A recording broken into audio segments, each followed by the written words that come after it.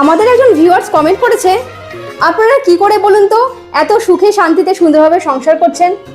আরে সেটাই তো, প্রথমে স্বামীকে সম্মান করতে হবে, স্বামীকে কথা বলার পূর্ণ স্বাধীনতা দিতে হবে।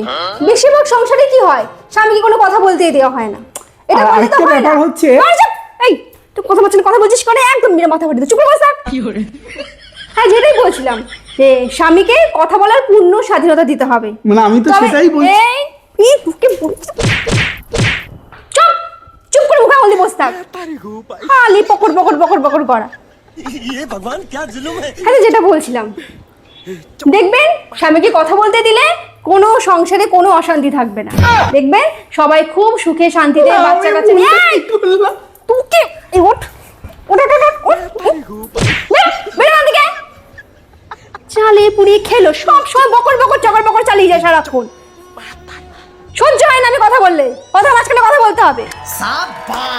হ্যাঁ, যেটা বলছিলাম, সব সময় স্বামীর কথা শুনবেন আর স্বামীকে সব সময় কথা বলার সুযোগ করে দেবেন।